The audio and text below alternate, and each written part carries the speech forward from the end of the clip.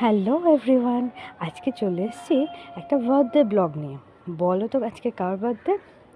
আজকে আমরা সবাই মিলে চলে গেছিলাম তনুর পিপির বাড়িতে। হ্যাঁ, আজকে তনুর পিসেমশাইয়ের বার্থডে।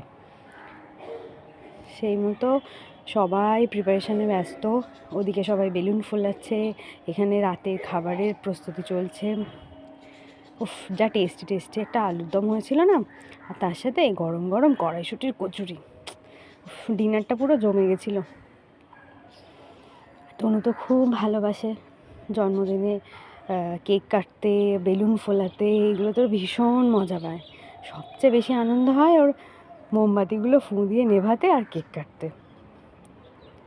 তাই পিসামশাইয়ের পাশে দাঁড়িয়ে খুব মজা করে কেক কাটছিল। আর সাথে বদ্দি ছর্দি সবাইকে নিয়ে। আর বদ্দি ছর্দির সাথে ওর যে কত মজা হয় আর কত খেলা হয়। আর কেকটা কেটে আবার ভীষণ লজ্জাও পেয়ে গেছে।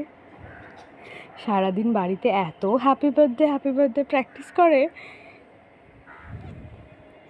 তাই যারই বার্থডে হোক না কেন ওকে সবসময় সবার আগেই ডাকে। মেনলি কেকটা কিন্তু ওই কাটে, আমরা সবাই হাতটা ধরে থাকি।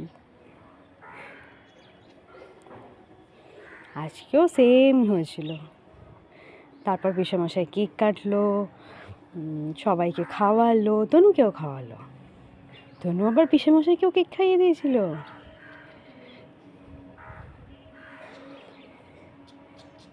এরপর একে একে সবাইকে কেক খাইয়েছিল।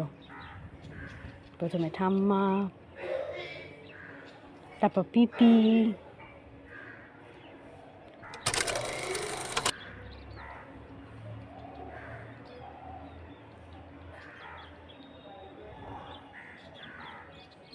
তারপর মাকে।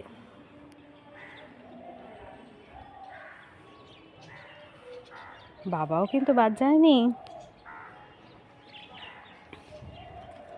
আর এরপর তো সবচেয়ে ফেভারিট বড়দি অ্যান্ড ছর্দি, খুব ফেভারিট দুজন মানুষ। বা সারাদিন সারা সন্ধেটা বার্থডে পার্টিতে ভীষণ মজা করেছে, খুব আনন্দ করেছে। আর তারপর কি, বাড়ি ফিরে আসা। Bye, see you letter.